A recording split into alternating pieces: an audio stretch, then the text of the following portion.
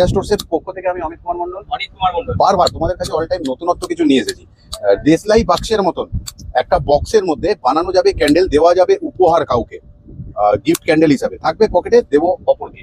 তাহলে কি করে বানাবো দেখবো আজকের এই ভিডিওতে। স্টিকারের সাথে উইককে আমরা অ্যাড করে বসিয়ে দিলাম কন্টেনারের মধ্যে। প্রথম কাজ শেষ। দুটো ফ্লাওয়ার আমাদের আগে থেকে বানানো আছে। এসেন্স অয়েল যাতে গন্ধ ছাড়ে, নিয়ে নিলাম রেড কালার, নিয়ে নিলাম তরল সোয়া ওয়্যাক্স, সুন্দর লাগে ওয়্যাক্সটা, তরল সোয়া ওয়্যাক্স। কোনো প্রবলেম হলে আমাদের সারফেস ক্লিয়ারের জন্য অলওয়েজ আমরা ব্যবহার করি হট গান।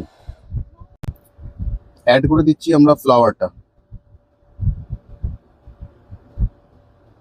দেওয়ার পর দিয়ে দিলাম একটুখানি মতি, দেখতে যাতে ভালো লাগে। ছোট্ট বলে কি ক্যান্ডেল না না জ্বলবে না, না ভালোবাসার স্মৃতি বহন করবে না। এত সুন্দর দেশলাই বাক্সের মতন ঠিক প্যাকিং হয়ে গেল এরকম ভাবে, সেন্টেড, কাউকে দেওয়ার জন্য একদম সুন্দর, খুলবে আওয়াজ হবে, কাউকে গিফট দেওয়ার জন্য এরকম ভাবে।